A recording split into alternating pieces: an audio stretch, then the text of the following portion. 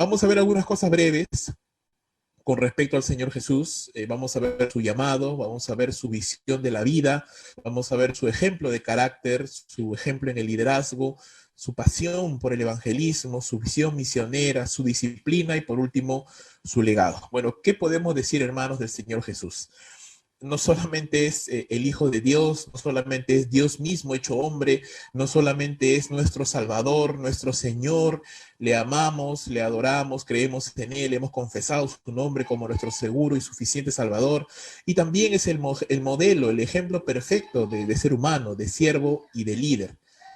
Su nacimiento, su vida, su muerte, su resurrección no solo marcó la historia de la humanidad, sino que proveyó salvación para el hombre y ejemplo para los creyentes. Si pudiéramos resumir la vida de nuestro Señor en una sola frase, no sé si se pudiera hacer eso, diríamos o citaríamos, hermanos, Lucas capítulo 22, verso o versículo 42.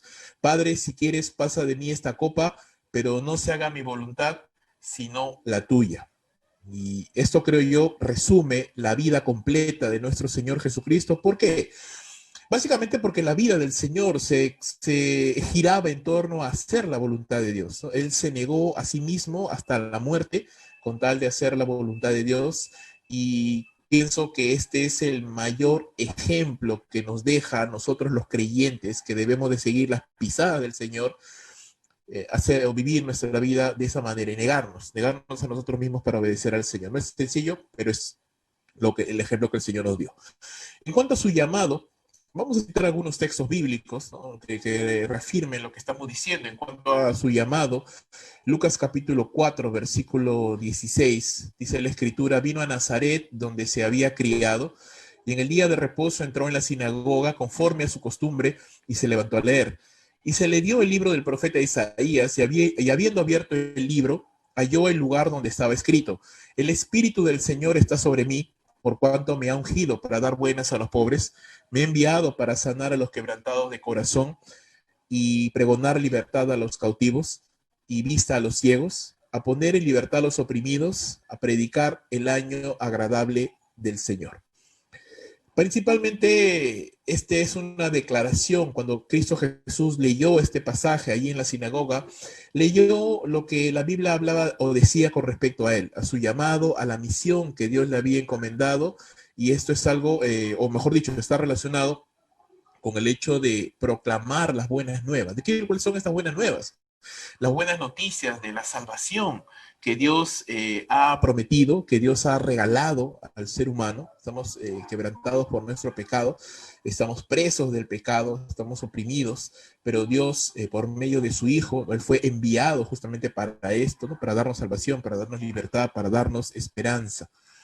Otro pasaje que también nos habla acerca de esto es Lucas capítulo 19, versículos 8 al 10. Entonces Zaqueo, puesto en pie, dijo al Señor: he aquí, Señor, la mitad de mis bienes doy a los pobres, y si en algo he defraudado a alguno, se lo devuelvo cuadruplicado. Jesús le dijo: hoy ha venido la salvación a esta casa, por cuanto él también es hijo de Abraham. Y aquí viene esto importante: porque el Hijo del Hombre vino a buscar y a salvar lo que se había perdido. Ese es el propósito del llamado de la venida del Señor Jesús. Él vino a buscar, Él vino a salvar lo que se había perdido. Así que, si bien es cierto, el Señor Jesús vino a entrenar discípulos para formar la iglesia, vino a sanar enfermos, vino a enseñar la palabra de Dios, pero su labor principal gira en torno a la salvación de aquellos que se habían perdido, a la humanidad que se había perdido por causa del pecado. Y ese es su propósito principal aquí en esta tierra: venir a salvar. ¿Sí? Podemos pensar en Jesús como maestro, algunos lo identificaban como profeta, algunos lo identificaban como un hombre sabio, y sí es parte de esto, pero su labor principal y la manera como podemos reconocerlo, podemos identificarlo principalmente a nuestro Señor es como Salvador. Además, es el significado. Ese es el significado de su nombre, ¿no? Jehová salva. Jehová salva. Así que Jesús, ese es el significado de su nombre. Y esa es la principal declaración de su propósito. Juan capítulo 18, versículo 37. El Señor Jesucristo frente a Pilatos, allí frente ya a su eminente crucifixión, está en una conversación, en Juan capítulo 18, Pilato le pregunta, ¿tú eres rey? Respondiendo Jesús le dice, tú dices que yo soy rey, yo para esto he nacido y para esto he venido al mundo, para dar testimonio a la verdad. Todo aquel que es de la verdad oye mi voz, ¿no? ¿Qué testimonio viene a dar el Señor? Viene a dar testimonio a la verdad de Dios, ¿no? El mundo ha creado todo un sistema de pensamientos, de mentiras en torno a uno, que no necesitamos a Dios o que no existe Dios o que el hombre puede vivir su propia vida sin ningún tipo de rendición de cuentas a nadie ni de responsabilidad moral ante nadie. Sin embargo, la verdad de todo, la verdad, la perspectiva correcta de las cosas es que existe un Dios, que el ser humano ha sido creado por ese Dios, con una responsabilidad moral delante de ese Dios, que estamos perdidos porque desde nuestra concepción, desde nuestros primeros padres, Adán y Eva, hemos fallado, somos pecadores, hemos dado la espalda a la voluntad de Dios y lo hacemos constantemente, pero que Dios ha venido, ha enviado a su Hijo para dar testimonio de esa verdad, para salvarnos y para vindicar el nombre de Dios como supremo Señor de toda la creación. ¿Sí? En estos tiempos, pues, hermanos, que el mundo parece de cabeza y parece que nadie se puede ser responsable ni nadie está a cargo, la verdad de Dios resuena con mayor poder. Existe un Dios, existe un orden, existe un supremo Señor de toda la creación, que mantiene todas las cosas, que permite hasta cierto punto el desenfreno de la humanidad, pero que no deja sin amparo la humanidad, sino que guía, no solo a la humanidad, pero a la historia en general, guía hacia el cumplimiento de sus propósitos, hermanos, fuera y más allá de este mundo, de la locura de este mundo, de la locura que hay ahorita por la pandemia, de la inestabilidad política, económica y todo lo que podamos encontrar o pensar o ver. Más allá de eso, existe un fundamento sólido y ese fundamento sólido es que existe un Dios y ese Dios es soberano, es sabio y es santo. Entonces, el llamado del Señor Jesucristo tiene que ver con la salvación, tiene que ver con traer el testimonio de la verdad de Dios a este mundo, dar a conocer al mundo que existe un Dios, que el mundo no está a su libre albedrío, que el mundo no está abandonado, que Dios no ha abandonado su creación, que Dios está presente en su creación, que ama su creación, que se preocupa por su creación, que quiere salvar a su creación y que por ello ha enviado al Salvador, ¿no? Entonces, este es el principal objetivo alrededor del cual gira todo el llamado de Jesús. Él es Salvador. Él ha venido a salvar. Él ha venido a restaurar la humanidad. ¿Cuál es la visión de la vida del Señor aquí en la tierra, ¿no? En su vida terrenal? ¿Qué pensaba? ¿Cuál era su pensamiento? ¿Cuál era su parecer con respecto a la vida? Bueno, vamos a ver algunos pasajes, como por ejemplo Juan capítulo 8, versículo 28 al 29. Les dijo pues Jesús, cuando hayáis levantado al Hijo del Hombre, entonces conoceréis que yo soy y que nada hago por mí mismo, sino que según me enseñó el Padre, así hablo, porque el que me envió conmigo está. No me ha dejado solo el Padre, porque yo hago siempre lo que le agrada. Entonces, una parte importante de la visión de la vida de Jesús que podemos aprender, hermanos, es la búsqueda de hacer lo que a Dios le agrada, ¿no? Mientras que muchos de nosotros tuviéramos como visión de la vida, pues tal vez eh, armar una empresa, tal vez completar algunos estudios, tal vez tener familia, tal vez tener una empresa, tal vez viajar, tal vez llegar a ancianos, tal vez sobrevivir esta pandemia, no sé. Cada uno de nosotros puede tener diferentes perspectivas y visiones de la vida y digo, muchas de ellas son loables, son buenas, no son malas, no podemos juzgar o menospreciar a alguien por desear tener una familia o desear tener un negocio o desear prosperar de alguna manera o desear viajar, pero vemos que en la vida del Señor Jesús, su visión de la vida no estaba de ninguna manera fijado o de ninguna manera asociado a una visión de su propia realización, sino todo lo contrario. Dijimos al inicio que una de las frases que mejor podrían referenciar o graficar la vida de Jesús es que no se haga mi voluntad sino la tuya, no la de Dios. Entonces, eso era lo que al final siempre primaba en el pensamiento del Señor y esa era su visión de la vida, hacer la voluntad de Dios, hacer lo que a Dios le agrada, hacer siempre la voluntad de su Padre. Y eso era la principal motivación de su vida, la principal meta a la cual él quería llegar.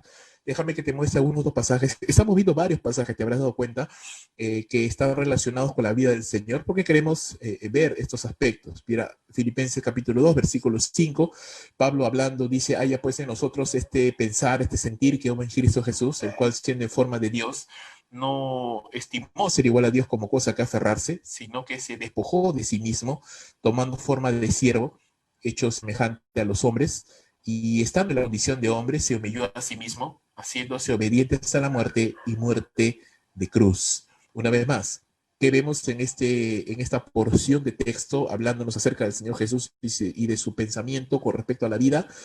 Él no escatima nada con tal de obedecer aquí a Dios, a su Padre. Entonces, una vez más vemos lo mismo, ¿no? La visión de su vida, la visión que le llevó a la muerte incluso fue la obediencia a Dios, el obedecer la voluntad de Dios. Y por esa obediencia, hermanos, usted y yo somos salvos, usted y yo podemos vivir, podemos seguir adelante. Juan capítulo 4, versículo 31. Los discípulos le rogaban al Señor diciendo, Rabí, come. Él les dijo, yo tengo una comida que comer que vosotros no sabéis. Entonces los discípulos decían unos a otros, ¿le habrá traído alguien de comer? Jesús le dijo, mi comida es que haga la voluntad del que me envió y que acabe su obra. Y es interesante que Juan lo grafica en este momento de la vida del Señor. El Señor estaba ahí esperando mientras los discípulos se habían ido a buscar qué comer, y cuando los discípulos le ruegan, diciendo rabí o maestro, come, porque la comida fortalece a las personas, ¿no? Cuando usted pasa mucho tiempo sin comer, se siente débil. Necesita la comida, necesita el alimento diario, el alimento físico, para poder fortalecerse, para poder tener energías y para poder seguir adelante haciendo sus actividades. Es lo que ellos están diciendo, ¿no? A su maestro, que pueda comer para que se fortalezca, para que siga adelante, pero Jesús les dice, yo tengo una comida que ustedes no saben, una mejor comida. Obviamente estás refiriendo a aspectos espirituales, y la comida de Jesús, llamémoslo así, o aquello que lo energiza, aquello que le da fuerzas, aquello que lo sostiene, va más allá de un alimento diario físico, más allá del pan, de los peces o de lo que fuera. Jesús está diciendo, mi comida, no mi sostén, mi energía es hacer la voluntad del que me envió, hablando acerca de su Padre, y que acabe su obra, ¿no? La semana pasada, bueno, con aquellos que estábamos llevando el curso de liderazgo, veíamos que la visión de la vida de Pablo, por ejemplo, era, porque estuvimos hablando acerca de Pablo como modelo de líder, era llegar al final de su carrera con gozo, ¿no? Y terminar el encargo que recibió del Señor Jesús, el ministerio. Y la visión, pues, hermano, del apóstol no va a ser mayor que la visión de su maestro, ¿no? Si la visión de Pablo fue terminar su carrera con gozo, hacer la voluntad de Jesús, predicar el evangelio del Señor Jesucristo, pues la visión de su maestro es la misma, hacer la voluntad de su Padre, terminar de la obra que le fue encomendada, la obra de salvación. Así que Jesús nunca miró atrás, siempre miró hacia adelante, siempre miró hacia la encomienda que tenía de parte de su Padre, siempre miró hacia el hecho de obedecer a su Padre, de mantenerse en constante obediencia al Señor, y de eso nosotros podemos y debemos aprender. Hablando de su carácter, hablando del carácter del Señor, de su persona, Mateo capítulo 11, versículo 29 al 30, dice, llevad mi yugo sobre vosotros y aprended de mí, que soy manso y humilde de corazón, y hallaré descanso para vuestras almas, porque mi yugo es fácil y ligera mi carga. Entonces el carácter del Señor es un carácter manso, apacible, ¿no? Que no se exalta rápidamente, que piensa, que se sostiene sin exaltarse, que tiene control de sus emociones, y un carácter humilde, no orgulloso, no altivo, no soberbio, ¿no? Y mira que estamos hablando del Rey de Reyes y Señor de Señores, pero una persona mansa y humilde. Efesios capítulo 4, versículo número 13, Pablo dice, hablando de la iglesia, hasta que todos lleguemos a la unidad de la fe y del conocimiento del Hijo de Dios. ¿Y quién es este? Dice, a un varón perfecto, a la medida de la estatura de la plenitud de Cristo. Entonces, ¿cómo veía Pablo a Cristo? El varón perfecto, como el hombre perfecto, en pleno ejercicio y en pleno y perfecto ejercicio de todas sus facultades, de todos sus aspectos de su personalidad. Entonces, Cristo, hermanos, y esto es un poquito de cristología, ¿no? De la doctrina de Cristo. Cristo es Dios, es el Hijo de Dios, pero también es hombre. Y como hombre, era un hombre perfecto, ¿sí? Sin pecado. Era un hombre tal cual Dios diseñó al ser humano. Sabemos que Dios o creó a Adán conforme a su imagen y a su semejanza. Y Adán era pues lo que Dios quería que sea el hombre, pero Adán tenía la capacidad de pecar y de decidir, y decidió hacer lo malo, decidió desobedecer a Dios y se corrompió. ¿no? Corrompió su carácter, corrompió su parecer y de pronto ya se constituyó en pecador cuando pecó. Y a partir de él, pues toda su descendencia igual. Pero Cristo, que la Biblia le llama el postrer Adán o el segundo Adán, es el hombre perfecto, ¿no? Donde Adán falló, Cristo no falló, ¿no? Adán fue tentado y cayó. Cristo fue tentado y no cayó, ¿no? No cayó. Cristo es el hombre perfecto, es el hombre que Dios siempre quiso que fuese, ¿no? Como Dios siempre quiso, como Dios siempre lo diseñó. Por esto Pablo lo compara o lo describe a Jesús como el varón perfecto, en pleno ejercicio de todos sus dones, talentos, atributos y cualidades morales, espirituales, físicos, el hombre perfecto, el hombre perfecto. Entonces, si podemos pensar en Cristo, el hombre perfecto. Cuando pensamos en la mitología griega, por ejemplo, y pensamos en los dioses del panteón del Olimpo, ¿no? Eran dioses poderosos, sí. Obviamente estamos hablando de mitología, ¿no? No son ciertos, son mitologías, simplemente, pero en el imaginario griego, en el imaginario romano, cómo concebían ellos a estos dioses, ¿no? Como dioses poderosos, pero bastante caprichosos, celosos, tenían miedo, se peleaban entre ellos, ¿no? Un carácter bastante humano, por así decirlo, porque habían sido, pues, eran falsos dioses creados imagen y semejanza de los hombres que los imaginaron. Pero hablando de Cristo, no, él es creado en su naturaleza humana, por supuesto, creada imagen y semejanza de Dios. Él es el hombre perfecto, ¿sí? Su naturaleza humana fue creada perfecta. Él siempre ha sido en su naturaleza divina Dios, así que es perfecto en sí mismo, no necesita de nada. Pero pensando en Jesucristo como el Dios hombre, Él es el hombre perfecto, el varón perfecto. Su carácter es así.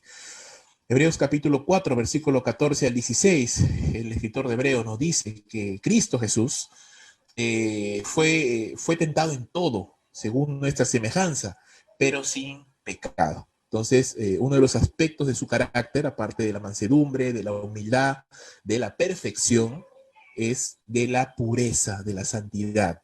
Entonces, Cristo Jesús en su carácter es santo.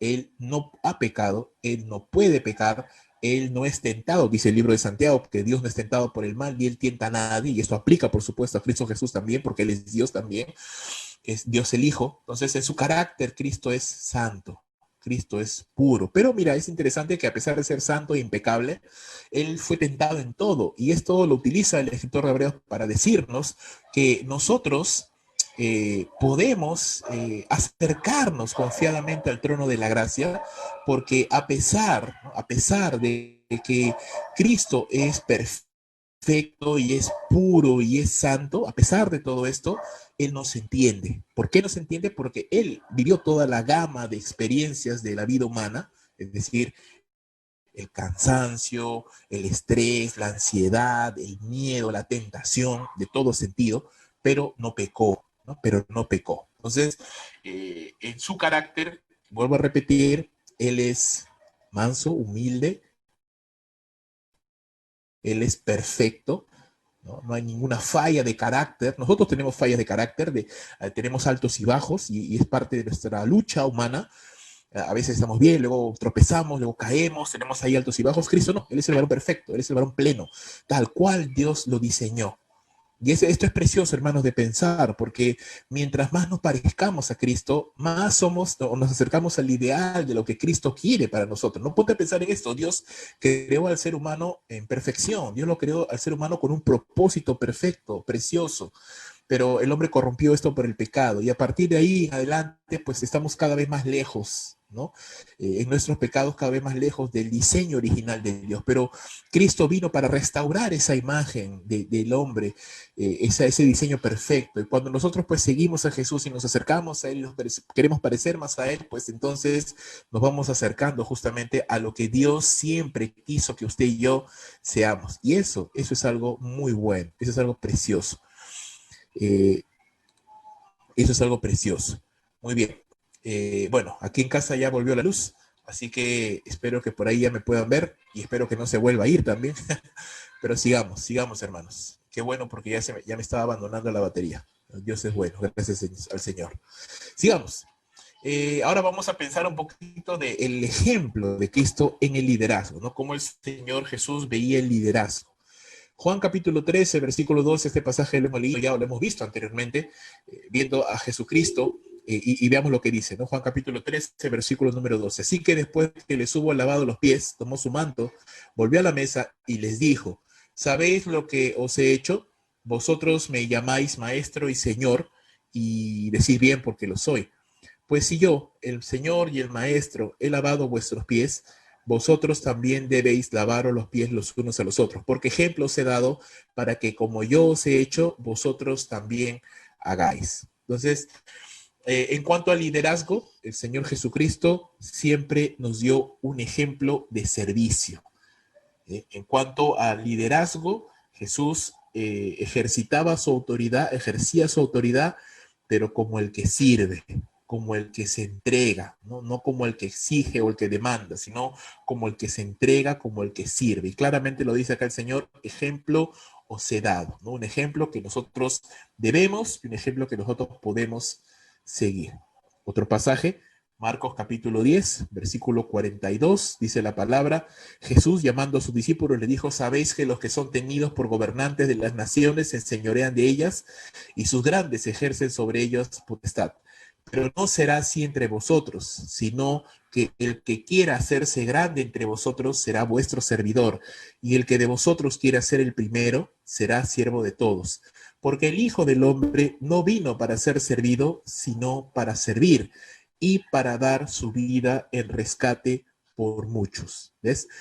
Bueno, esto también tiene que ver con el llamado de Jesús, pero nos muestra principalmente el ejemplo de liderazgo por servicio que Jesús enseña a sus discípulos, ¿no? Y es un liderazgo que se contrapone, que se contrasta con el ejemplo de liderazgo del mundo, porque el ejemplo de liderazgo del mundo, hermanos, es básicamente autoridad que se impone, autoridad que gobierna, que oprime, que privilegia sus intereses por encima de los intereses a los cuales se gobierna.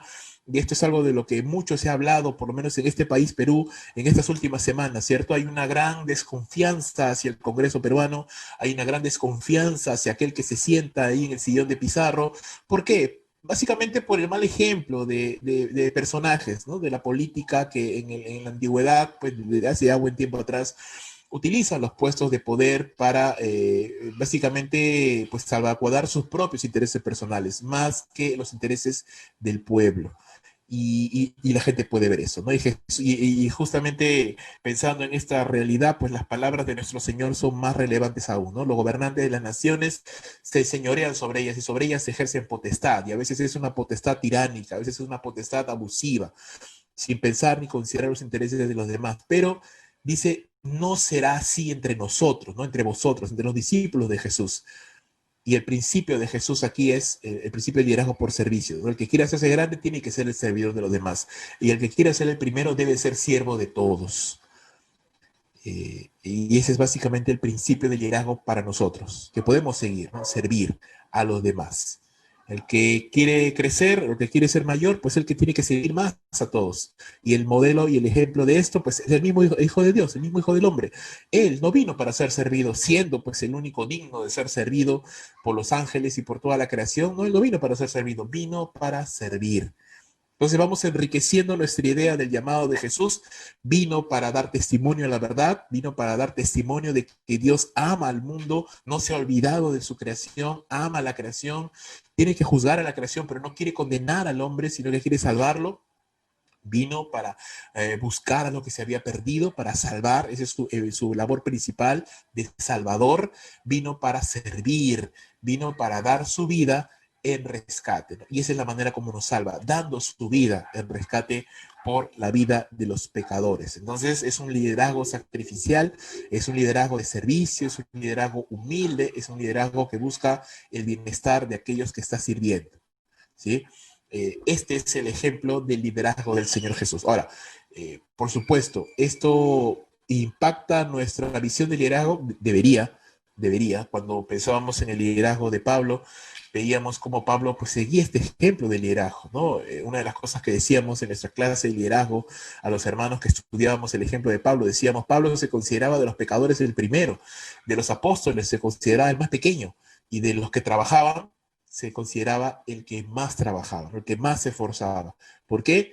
Básicamente por esta convicción de que Dios nos ha llamado a servir.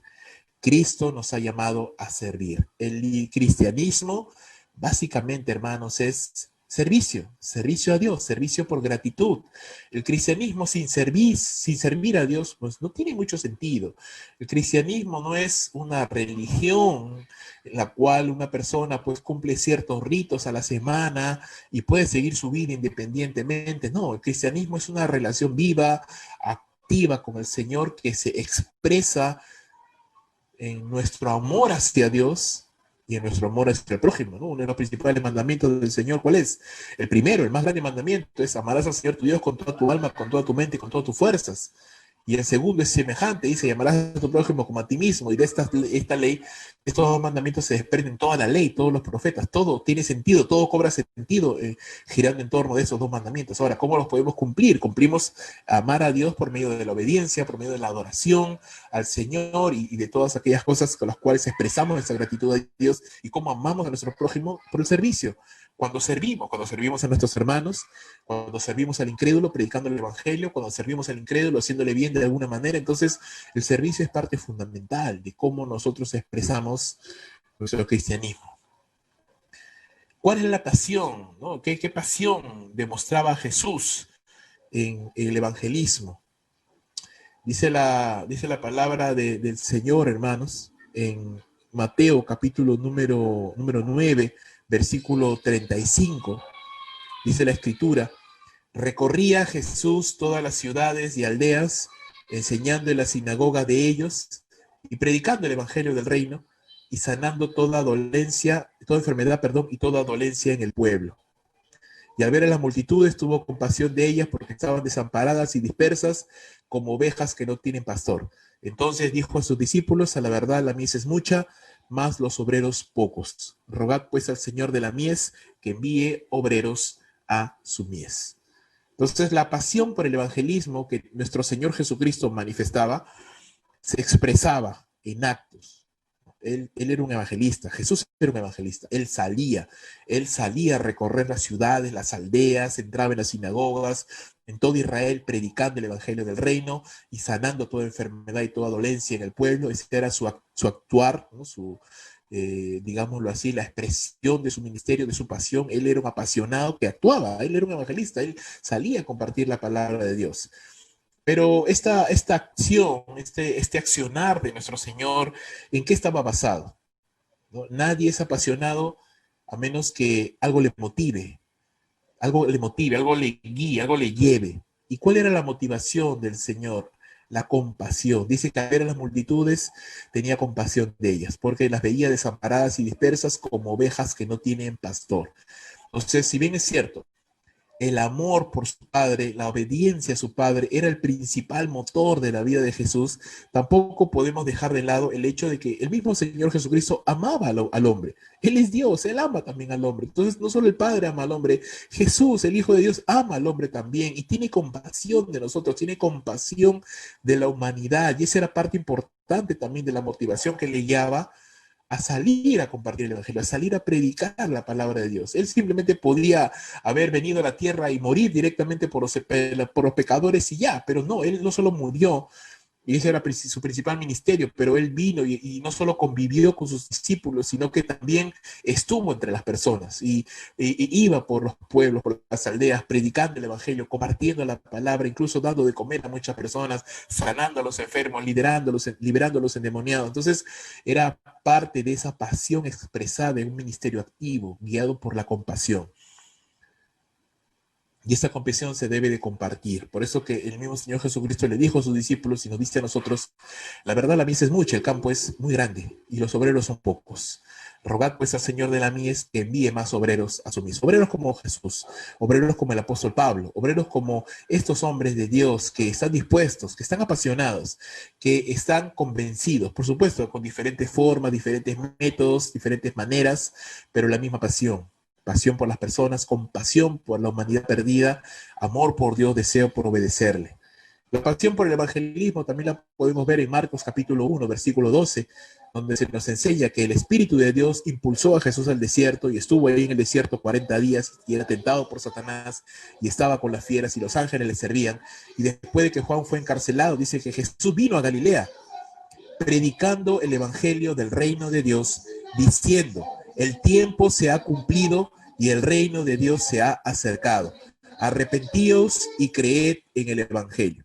Entonces, parte de su mensaje, mejor dicho, la parte central del mensaje de Jesús era arrepentíos y creed en el evangelio. No era un mensaje suave, no era un mensaje light, no era un mensaje superficial, era un mensaje confrontador.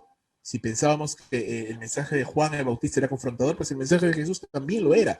Era básicamente arrepentidos, arrepiéntense y crean en el evangelio. Llamaba al pueblo a un cambio de vida, llamaba al pueblo a abandonar sus pecados y volvernos al Señor. Recuerda lo que vimos al inicio cuando pensábamos en el llamado de Jesús, ¿no? El Espíritu de Jehová me ha escogido, me ha ungido para predicar las buenas nuevas, ¿no? A los oprimidos. Y estas buenas nuevas, hermanos, pasan por el arrepentimiento y por la fe en lo que nuestro Señor ha hecho por nosotros. Entonces, ¿Jesús estaba apasionado por el Evangelio? Sí, estaba apasionado por el Evangelio, compartía el Evangelio, Jesús era un evangelista y esta visión evangelística se extendía más allá de Israel. Si bien es cierto, y Jesús lo dijo, él había sido enviado a las ovejas perdidas de la casa de Israel, eso no significa que la visión de Jesús solo se quedó en Israel. Su ministerio estaba enfocado en Israel, es cierto, porque recuerda, su ministerio primario era morir por los pecadores y entrenar a los discípulos que iban a ser los apóstoles de la nueva iglesia, que iba a formar. Pero la visión de Jesús iba mucho más allá que Israel, y lo podemos ver en su visión misionera. Este pasaje, pues, hermanos, es conocido por todos. Mateo capítulo 28, versículos 18 al 20, Jesús se acercó a sus discípulos y les habló diciendo, toda potestad me es dada en el cielo y en la tierra. Por lo tanto, id y hacer discípulos a todas las naciones, bautizándoles en el nombre del Padre, del Hijo, del Espíritu Santo, enseñándoles que guarden todas las cosas que os he mandado, y he aquí, yo estoy con vosotros todos los días hasta el fin del mundo. Amén. Otro pasaje importante que nos habla acerca de la visión misionera de nuestros señores, Hechos capítulo 1, versículo 8. Hay más, por supuesto, pero hemos querido solamente considerar estos dos. Pero recibiréis poder, dice el Señor Jesús, cuando haya venido sobre vosotros el Espíritu Santo, y me seréis testigos en Jerusalén, en Judea, Samaria y hasta lo último de la tierra. Entonces la visión del Señor con respecto al alcance de su obra y al alcance de su palabra es global. El Señor Jesús está pensando en que su palabra ha de ser compartida en todas las naciones. Su visión es que la palabra, el evangelio, sea conocido en todas las naciones, en todos aquellos que aún no han tenido el privilegio de escuchar la palabra de Dios. Por supuesto, la visión de Jesús pues debe ser nuestra visión, debe ser nuestro deseo, debe ser nuestro anhelo. Vuelvo a hacer referencia a la clase que tuve con mis hermanos de la Academia Bíblica cuando hablamos de Pablo como modelo de líder, y la visión misionera pues de Pablo era ir a predicar donde el evangelio no había sido aún predicado, ¿no? Para que otros tengan la oportunidad de escuchar a Jesús. Y hermanos, el discípulo no va a tener una mayor visión que su maestro.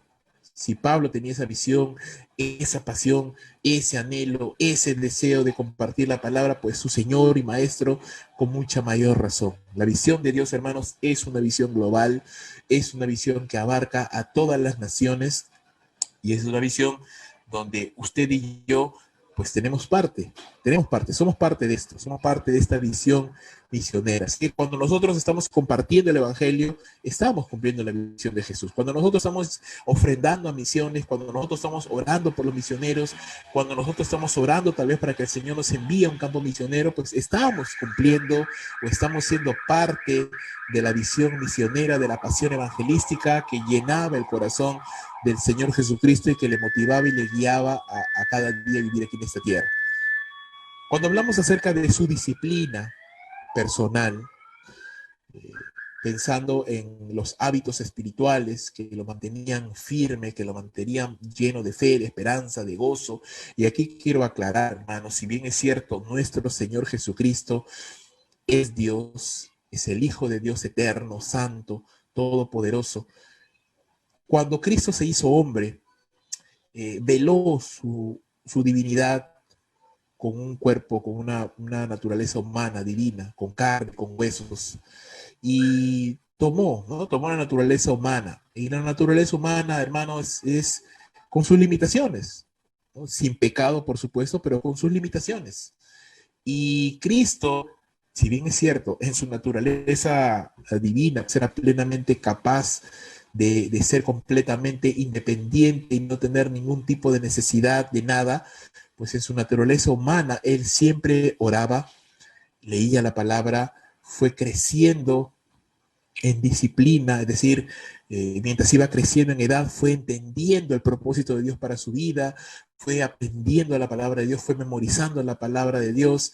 Dice la Escritura que fue lleno del Espíritu Santo, entonces el Espíritu le empoderaba, le guiaba. Entonces no podemos olvidar esto, porque recuerda, Él es el hombre perfecto y Él dependía de su Padre y Él buscaba a Dios. Lucas capítulo 4, versículo 16 nos dice que Jesús vino a Nazaret, donde se había criado, y en el día de reposo, es decir, día sábado, él entró en la sinagoga y mira lo que dice Lucas, ¿no? Conforme a su costumbre, y se levantó a leer, ¿no? Era parte de su disciplina personal, era parte de los hábitos personales que el Señor Jesús tenía, el de asistir a la sinagoga todos los días de reposo para estudiar la palabra. En la sinagoga, ¿qué se hacía?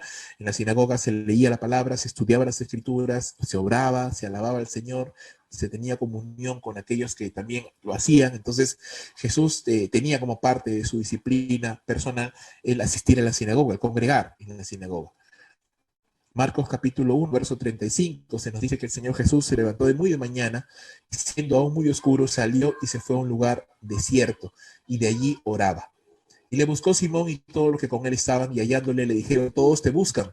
Él les dijo, vamos a los lugares vecinos para que predique también allí, porque para esto he venido. Y predicaba en las sinagogas de ellos en toda Galilea y echaba fuera los demonios. Entonces, el sostén, el motor del ministerio de Jesús era su disciplina de oración, su disciplina de lectura de la palabra. Entonces, vuelvo y repito, como Dios, Él no tiene necesidad de nada, pero como hombre en su naturaleza humana, Él buscaba a Dios, Él oraba, Él se esforzaba, Él era lleno del Espíritu Santo.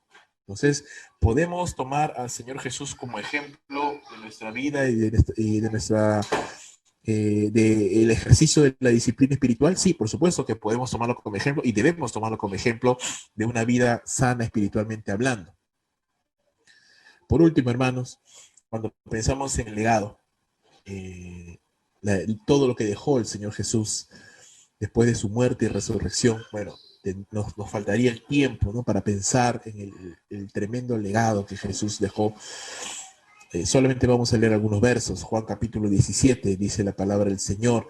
Jesucristo a su Padre, y en la oración sacerdotal de Cristo Jesús, dice la Escritura, estas cosas habló Jesús y levantando los ojos al cielo dijo, Padre, la hora ha llegado.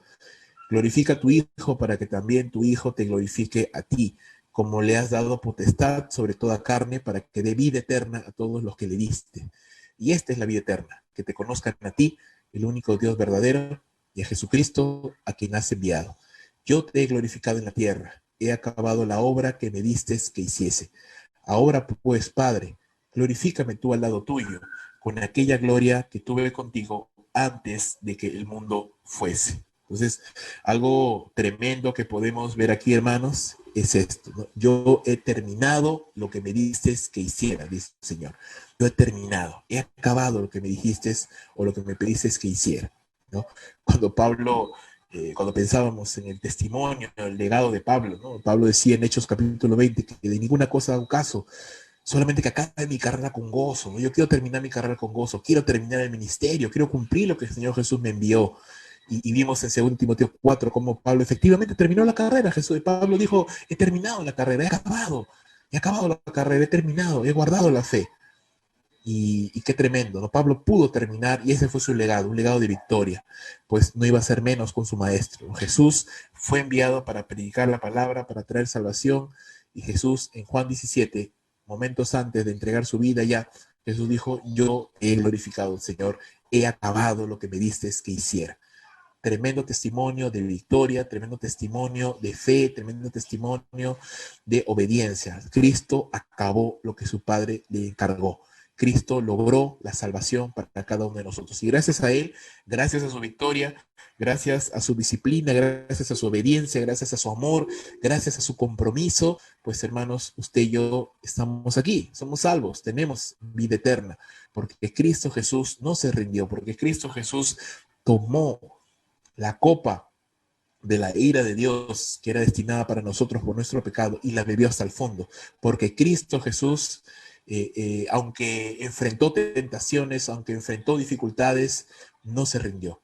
Tenía su mirada puesta en el galardón, dice Hebreos capítulo 12, que Cristo, menospreciando la cruz y el oprobio, dice, teniendo la mirada puesta en el galardón, siguió adelante hasta la cruz, sufrió la cruz por cada uno de nosotros. Y qué tremendo, hermanos. Tenemos un Salvador victorioso, tenemos un Salvador poderoso, tenemos un Salvador que ha obedecido al Padre y por ello usted y yo estamos, hermanos, tenemos salvación.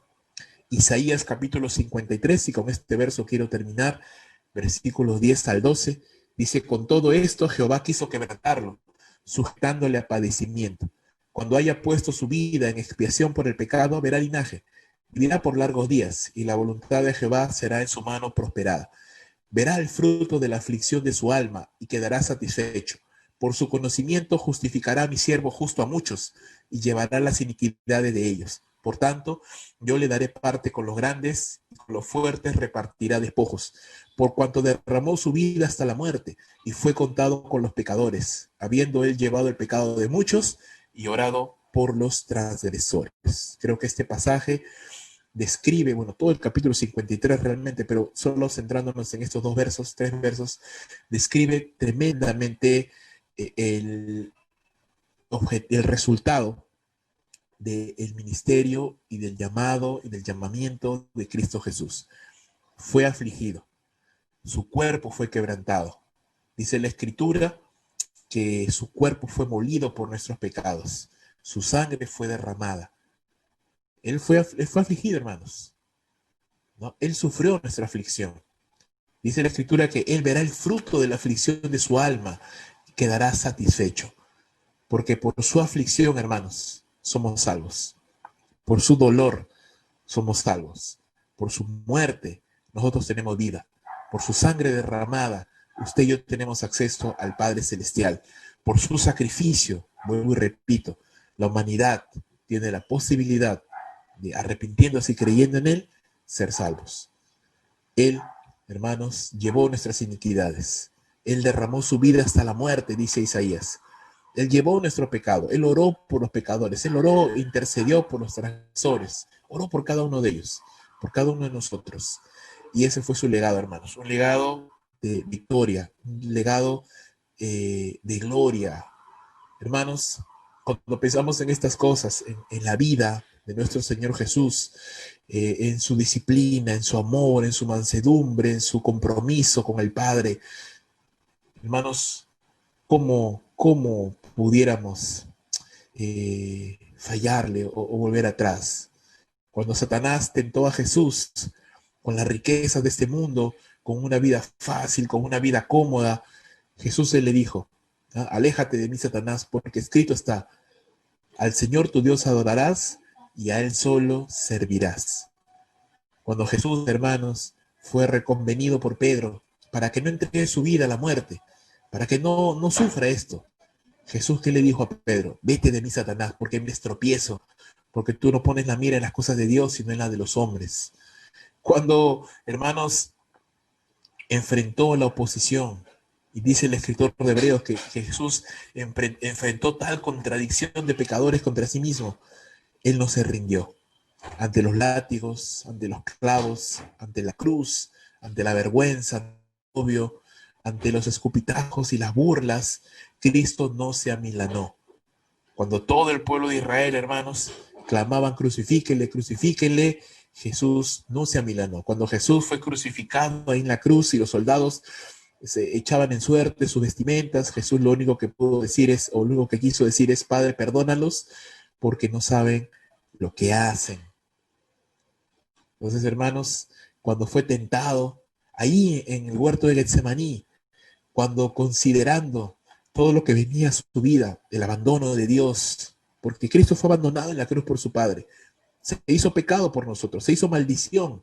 Y Cristo, que nunca en toda la eternidad se había separado de su Padre, él siempre había estado en perfecta comunión con el Padre, perdió esa comunión por nosotros, se hizo pecado. El Padre le dio la espalda. Y viendo todo esto que venía sobre su vida, Cristo ahí derramando grandes gotas de sudor como sangre, dijo, Padre, si es posible, pase de mí esta copa, pero que no se haga lo que yo quiero, sino lo que tú quieres. Y esa fue la rendición total del hermano de su vida. Él se rindió por completo. Por esto es que Pablo dice en Filipenses capítulo 2 que Cristo Jesús, habiéndose hecho obediente a la muerte y muerte de cruz, habiéndose humillado como se humilló, el Padre lo exaltó hasta lo sumo, después de esa humillación, dándole un nombre que es sobre todo nombre, para que en el nombre de Jesús toda rodilla se doble y toda lengua confiese que Jesús es el Señor, para la gloria de Dios Padre. Entonces, ¿qué legado nos deja Jesús, hermanos? Un legado de obediencia, de amor por Dios, de pasión por Dios, de entrega. Piénsalo de dos maneras. Velo como que Jesús es nuestro Salvador y hizo esto para salvarnos. Él entregó su vida para salvarnos, y es cierto, pero también velo como que Jesús es el modelo perfecto de hombre. Él es todo lo que Dios quiere que un hombre sea. ¿Sí? Jesús, como en su naturaleza humana, Él es todo lo que Dios quiere que un hombre sea. Es todo lo que Dios quiere que tú y yo seamos. Por ende, cuando nosotros imitamos al Señor Jesús y nos parecemos más a Él, estamos cada vez más cerca de nuestro verdadero yo. Te lo digo de otra manera. Mientras yo me parezca más a Jesús, hermanos, entonces me pareceré más a todo lo que Dios quería cuando diseñó a Rubén Tello. Mientras yo me aleje de Jesús, seré cada vez más lejano de lo que Dios quería que yo sea. ¿Quieres ser realmente todo lo que Dios quiere que tú seas? A veces las personas, hermanos, tratamos de parecernos a otras personas, ¿cierto? A veces alguien nos impacta, alguien nos influencia y tomamos frases prestadas, poses, incluso entonación de la voz, queremos parecernos a alguien. ¿Por qué lo admiramos? Porque decimos, wow, yo quisiera ser como esa persona. Y bueno, en cierta forma no está mal, claro, si es un buen modelo a seguir, pero pensándolo bien, si a alguien tenemos que parecernos, hermanos, es a Jesús. Si a alguien tenemos que parecernos, hermana, es a Jesús. Si alguien tiene que ser nuestro modelo, que nos impacte, que nos guíe, es el Señor Jesucristo. Por eso que quería predicarles esto el día de hoy, hermanos. Su pasión por el evangelismo. Él era un evangelista. Su pasión misionera. Él era un misionero. Su amor por Dios. Él era un hombre que amaba a Dios. Su disciplina personal. Él congregaba, él oraba, él obedecía a Dios. Su visión de la vida. Él quería y era su comida, lo que le fortalecía obedecer a su Padre. Su llamado era predicar el Evangelio, era hacer lo que Dios le había encomendado. Mientras más nos parezcamos a Jesús, hermanos, más cerca estaremos de nuestro diseño original, de nuestro diseño original. Muchas personas piensan que somos más hombres o más sofisticados o más desarrollados cuando estudiamos más, cuando tenemos más dinero, nos vestimos mejor, ¿cierto? Y no, la verdad es que somos más hombres cuando más nos parecemos a Jesús. Somos más mujeres, si, espero que me entiendas ese término, cuando más nos parecemos a Jesús. Si usted es una hermana, usted va a ser más cerca a lo que una mujer debe de ser cuando más se parece a Jesús. Si usted es un varón, usted va a ser más cerca a lo que un hombre debe de ser cuando usted se parece a Jesús. Termino. Cristo Jesús, entonces, hermanos, es nuestro bendito Dios y Salvador. El Salvador de los hombres. Cristo Jesús es el perfecto hombre, tal y cual Dios diseñó que el hombre debe de ser. Debemos de creer en Cristo Jesús, seguir sus pisadas, obedecerle, amarle, adorarle. Mientras más parecidos a Cristo Jesús somos, y esto es algo que he repetido todo este sermón, y espero que quede en tu mente, mientras más parecidos a Cristo Jesús somos, más nos acercamos a cómo Dios desea que seamos. Así que pregúntese, hermano. Antes, en el pasado, hace ya buena cantidad de años, había unas especies de cintas que se amarraban en la mano, en el brazo, en la muñeca, que decían, ¿qué haría Jesús? ¿No? Y era una especie de reto, desafío, a que tú en cada momento de la vida pensaras, ¿y qué haría Jesús? ¿No? Frente a una confrontación, frente a un problema, frente a una tentación, en tu matrimonio, ¿qué haría Jesús? Y no es una mala, no es una mala idea, ¿no? Preguntarnos, ¿estamos haciendo lo que Jesús haría? ¿Estamos obedeciendo al Padre como Jesús le obedecía? ¿Estamos amando al Padre como Jesús amaba? ¿Estamos amando a las personas, viéndolas como ovejas desamparadas que necesitan un pastor como Cristo lo hacía? Nos compadecemos de la humanidad, predicamos el Evangelio con esa pasión como Jesús lo hacía, tenemos una visión misionera como Jesús la tenía, nos enfrentamos aún hasta las dificultades por obedecer a Dios. Nuestra comida es obedecer a Dios, hermanos, o nos satisfacen otras cosas, ¿no? Jesús dijo, mi comida es que yo haga la voluntad del que me envió y que acabe su obra. ¿Qué nos satisface, hermanos? ¿Qué nos llena? ¿Qué nos hace sentir felices? ¿Hacer la voluntad de Dios? ¿O solamente tener dinero? ¿O solamente satisfacer una pulsión sexual?